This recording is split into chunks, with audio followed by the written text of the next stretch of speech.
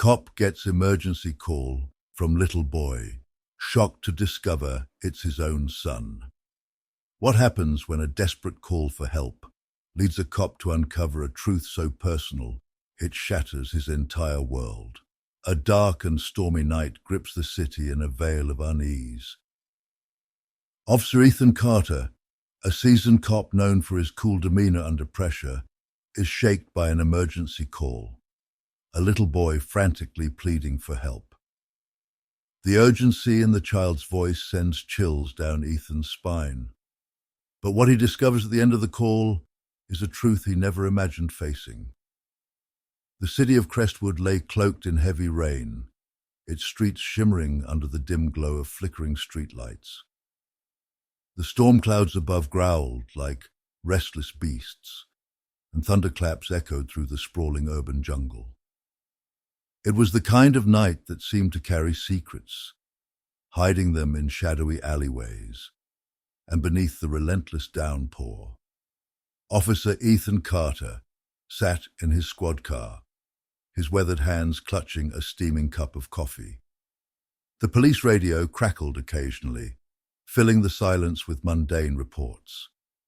At 42, Ethan was a veteran of the force, a man who had seen the city's darkest corners. His sharp blue eyes betrayed a weariness, not just from the night shifts, but from the weight of years spent chasing justice in a world often devoid of it. The station was unusually quiet for a stormy night, until the call came through. A child's trembling voice broke the stillness, pleading for help. "Please, he's coming. I'm scared. I don't know where to hide."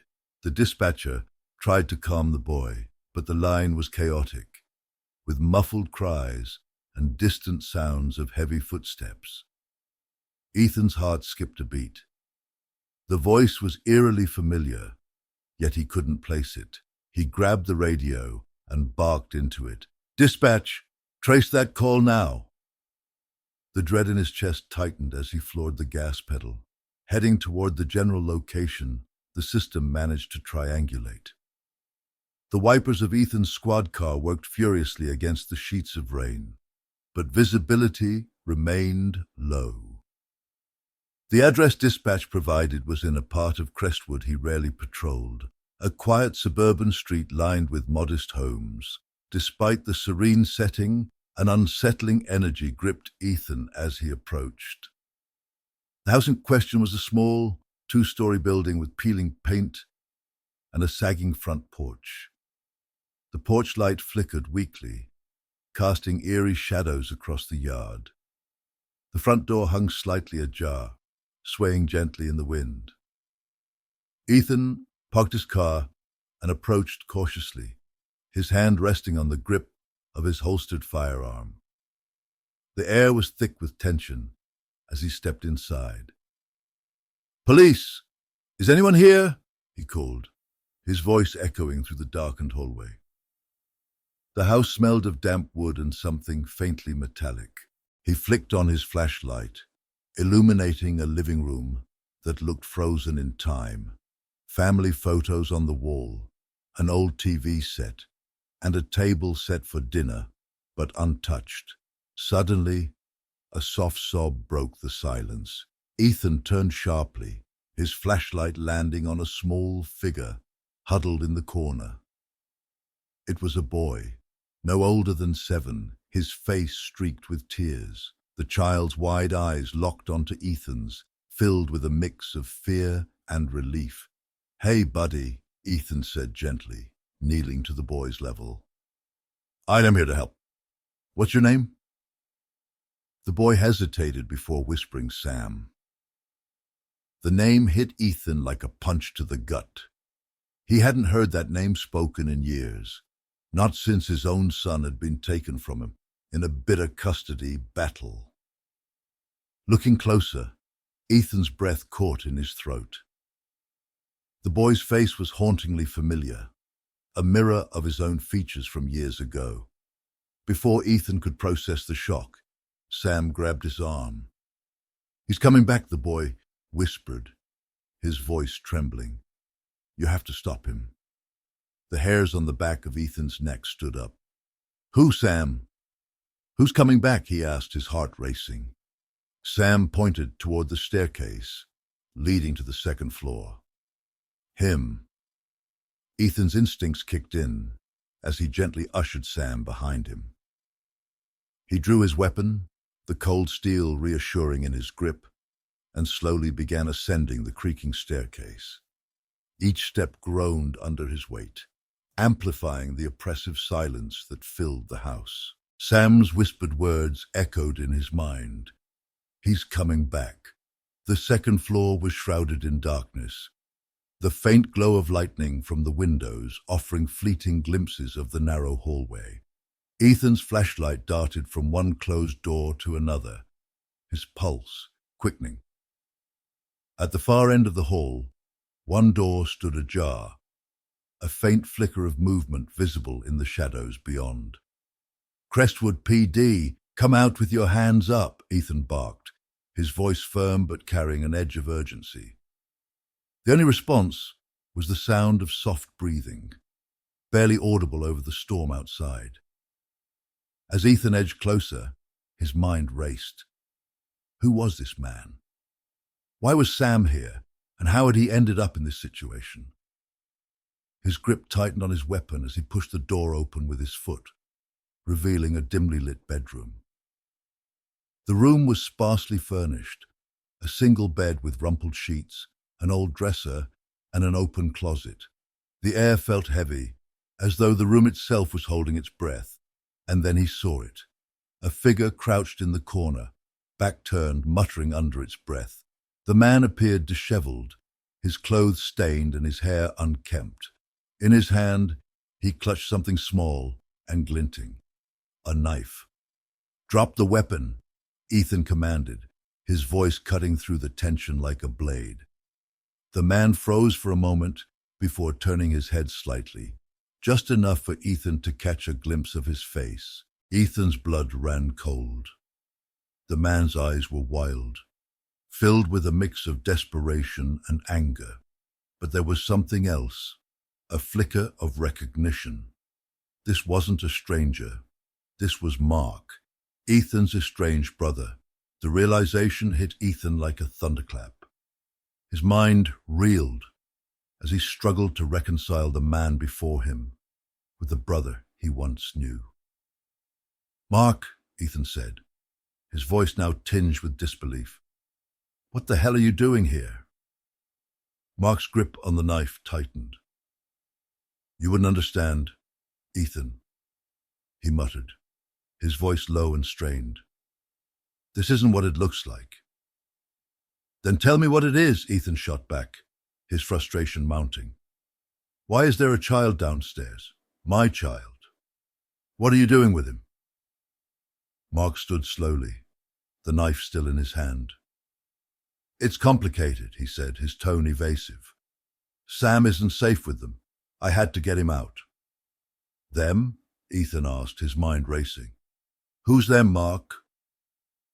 And why didn't you come to me?" Before Mark could answer, a loud crash echoed from downstairs, followed by Sam's terrified scream. "No!" Ethan shouted, turning toward the stairs.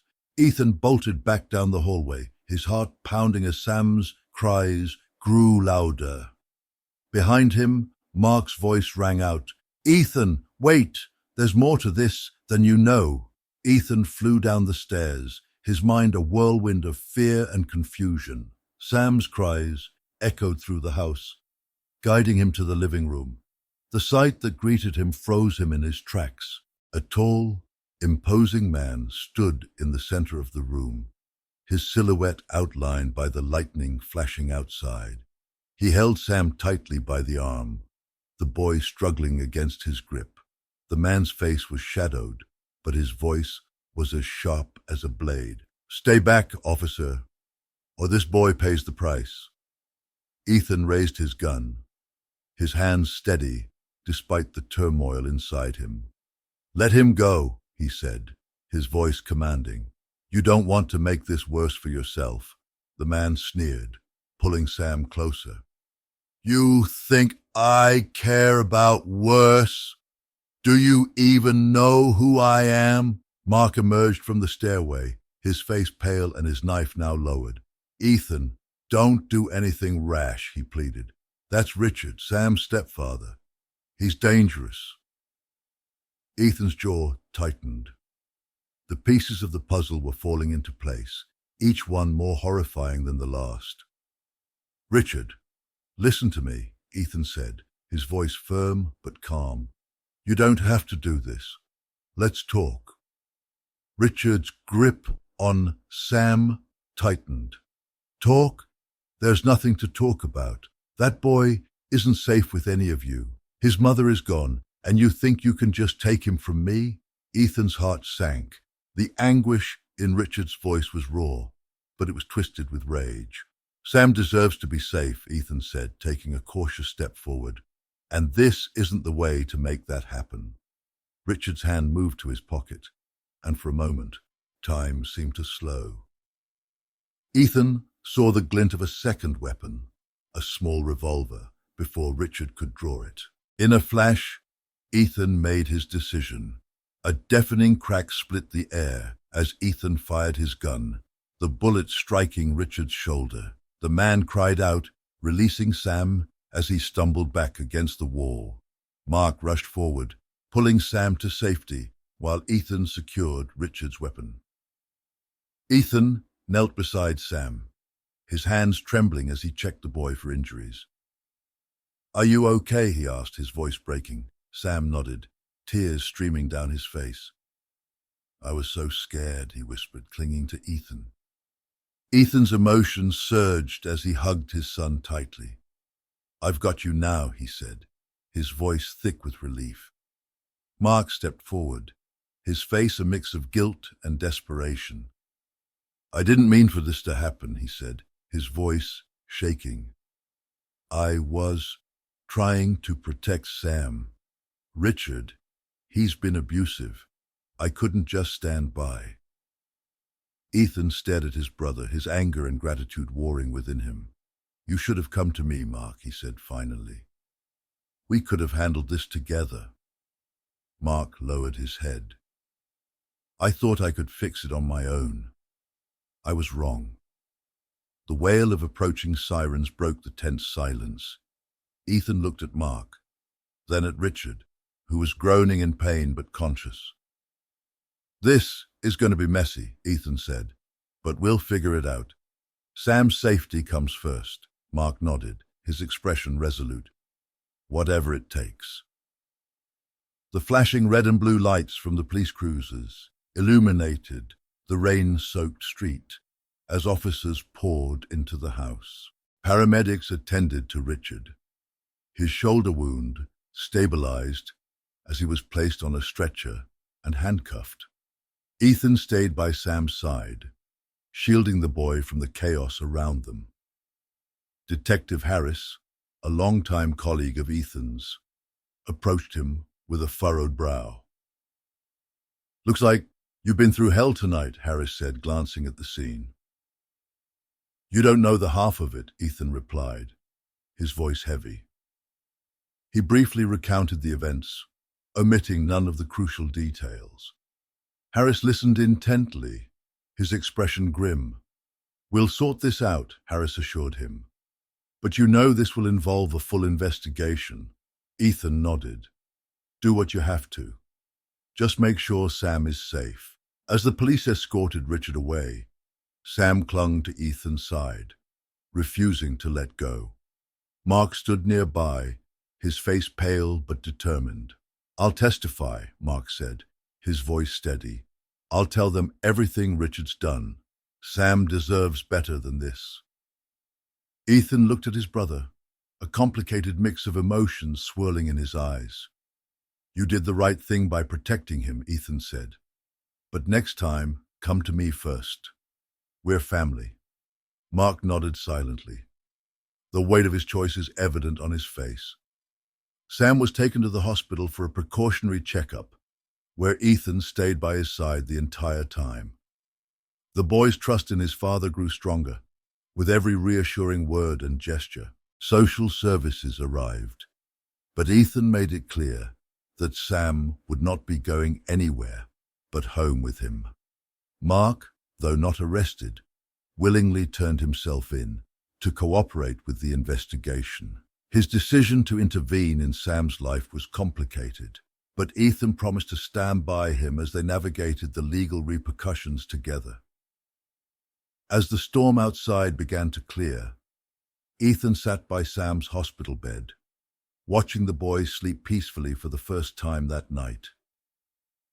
The ordeal had left scars, physical and emotional, but it also brought a broken family closer together. Ethan's heart ached at the thought of the pain his son had endured, but he vowed to be the father Sam deserved. Yet, as the first light of dawn crept into the room, a chilling thought crossed Ethan's mind. What if Mark hadn't stepped in when he did? What if Richard had succeeded in whatever dark plan he had for Sam? The questions lingered, unanswered, as Ethan realized the fight for his son's safety was far from over. As the first rays of sunlight broke through the fading storm clouds, Ethan stood outside the hospital, the fresh morning air carrying a sense of renewal. The city, still damp from the night's rain, seemed quieter, as though holding its breath after the chaos. Sam sat beside Ethan on a bench, clutching a cup of hot cocoa that one of the nurses had given him. The boy leaned against his father, his small hand gripping Ethan's tightly. It was a moment of calm amidst a storm of emotions. Ethan's thoughts drifted to the events of the night, the choices, the risks, and the truths that had surfaced.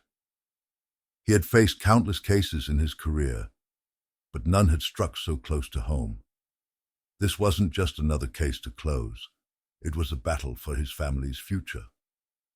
The ordeal had forced Ethan to confront not only the darkness in others, but also his own regrets and failures as a father. Yet amidst the pain, he found a renewed sense of purpose. This was his chance to start anew, to be the protector and guide his son needed. As they prepared to leave, Detective Harris approached Ethan, a thick case file in hand. "We're still digging into Richard's history," Harris said. "There's more to him than we initially thought. This isn't over yet." Ethan's grip on Sam's hand tightened. He nodded, his resolve unshaken. "Whatever comes next, we'll face it." Sam looked up at his father, his wide eyes filled with a newfound trust. "We'll be okay, right, Dad?" Ethan knelt beside him, placing a reassuring hand on his shoulder. "We will, Sam. No matter what, I'll always protect you." The story ended not with absolute closure, but with a promise, a father's vow to shield his son from the storms yet to come. In the quiet aftermath of the night, Ethan realized that while justice could mend some wounds, true healing would come from the love and strength they built together.